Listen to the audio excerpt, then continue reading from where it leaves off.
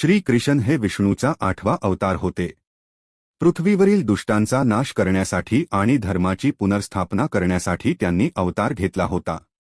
कंसाच्या वधानंतर ते मथुरेचे राजा झाले. यानंतर त्यांनी महाभारताच्या युद्धात अर्जुनाच्या सारथीची भूमिका बजावून धर्मस्थापनेचे महत्त्वपूर्ण कार्य केले. या युद्धानंतर ते मथुरेला परतले. जेव्हा जरासंधने तेथे वारंवार हल्ले करण्यास सुरुवात केली तेव्हा जीवितहानी टाळण्यासाठी ते गुजरातच्या समुद्रकिनारी गेले आणि तेथे द्वारका शहराची स्थापना केली, परंतु नंतर ते शहर नष्ट झाले. प्राचीन द्वारका नगरी समुद्रात विसर्जित झाल्याचे सांगितले जाते.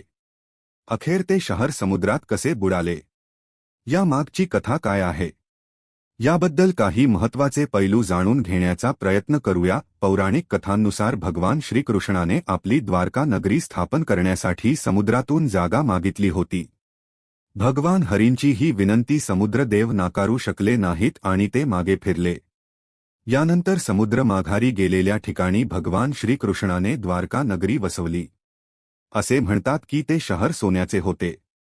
महाभारताच्या युद्धानंतर भगवान कृष्ण द्वारकेला परतले तेव्हा त्यांनी पाहिले की कुटुंबातील लोक संपत्तीसाठी आपसात भांडत आहे. त्यांच्यात द्वेषाची भावनाही वाढत आहे. त्यांनी त्यांना समजावण्याचा प्रयत्न केला पण ते समजण्या पलीकडचे होते. त्यामुळे कृष्णाला वाईट वाटू लागले. एके दिवशी श्री कृष्ण नदीच्या काठावर बसून बासुरी वाजवत असताना एका शिकायाचा बाण त्याच्या पायाला लागला. हे निमित्त देखील कृष्णानेच घडवून आणले होते, जेणेकरून ते जगाचा निरोप घेऊ शकती. जेव्हा भगवान श्रीकृष्णांना बाण लागल्याने त्यांचा शेवटचा काळ जवळ आला असे वाटले तेव्हा त्यांनी महासागर देवाला त्यांची जागा परत घेण्याची विनंती केली. यानंतर काही वेळातच त्यांनी जगाचा निरोप घेतला. आपला मानव अवतार पूर्ण करून जेव्हा भगवान विष्णू क्षीरसागरात गेले तेव्हा समुद्रदेवाने विस्तार केला आणि संपूर्ण द्वारका शहर आपल्या कुशीत घेतले. त्यामुळे सोन्याने बनलेली द्वारका नगरी कायमस्वरूपी समुद्रात विसर्जित झाली. गुजरातच्या द्वारका नगरीमध्ये द्वारकाधीश मंदिर आहे, जिथे दरवर्षी देशभरातून आणि जगभरातून लाखो भाविक भेट देतात. गोमती नदीच्या काठावर बांधलेले हे मंदिर अतिशय सुंदर आणि अप्रतिम आहे. असे म्हणतात की हे मंदिर भगवान श्रीकृष्णाचा नातू वज्रभयाने बांधले होते. हे मंदिर 5 मजली आहे आणि 72 खांबांवर स्थापित आहे. या मंदिराचे शिखर सुमारे 78.3 मीटर उंच आहे.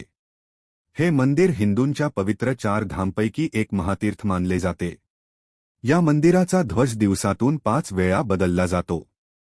हे अप्रतिम मंदिर चुनखडीने बांधले गेले. भारतात ज्या 7 तीर्थस्थळांना पवित्र मानलं जातं त्यात द्वारका नगरीचा समावेश होतो. अनेक भारतीयांच्या श्रद्धेचं केंद्र असलेल्या श्रीकृष्णाचं राज्य म्हणून द्वारका नगरीकडे पाहिलं जातं. महाभारतात या द्वारका नगरीचा उल्लेख आहे. मात्र श्रीकृष्णाच्या मृत्यूनंतर द्वारका नगरी समुद्रात बुडाली असंही म्हटलं जातं. द्वारकाधीश मंदिरातील पुजारी मुरली ठाकर म्हणतात की भगवान श्रीकृष्णाने या कर्मभूमीत 100 वर्षांहून अधिक काळ वास्तव्य केलं. गोमती नदीच्या किनारी वसलेली तटबंदीयुक्त द्वारका नगरी 84 किलोमीटरवर पसरली होती. इथे गोमती नदी आणि अरबी समुद्राचा संगम होतो. महाभारताच्या 3 अध्यायातल्या 23व्या आणि 34व्या श्लोकात द्वारकेचा उल्लेख असल्याचं नारायणाद ब्रह्मचारी म्हणतात. नारायणाद ब्रह्मचारी हे द्वारकाधीश मंदिराची देखरेख करतात.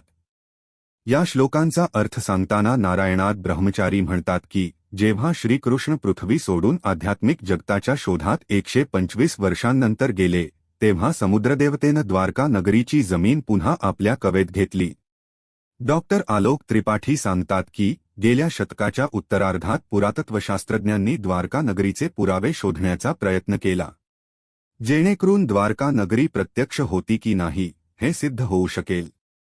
त्यानुसार 1960च्या दशकात पुण्यातील डेक्कन कॉलेजकडून पहिलं उत्खनन करण्यात आलं.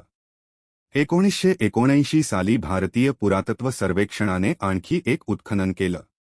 यावेळी समुद्राच्या तळाशी काही मातीची भांडी सापडली जी इसवी सन पूर्व 2ऱ्या सहस्रामधली असावीत असं पुरातत्वशास्त्रज्ञांना वाटलं.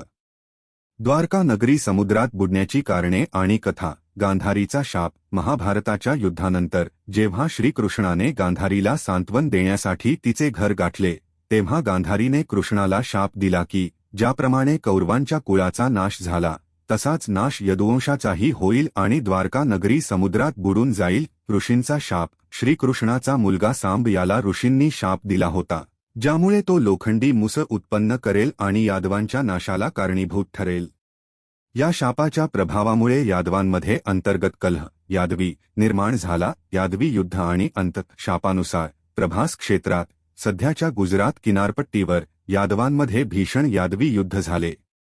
यादवांचा सर्वनाश झाल्यानंतर श्रीकृष्णाने आपला देहत्याग केला, समुद्रात विलीन. श्रीकृष्णाच्या निधनानंतर अर्जुन द्वारकेत पोहोचला आणि लोका सुरक्षित स्थळी हलवले. त्यानंतर द्वारका नगरी समुद्राच्या लाटांमध्ये विलीन झाली.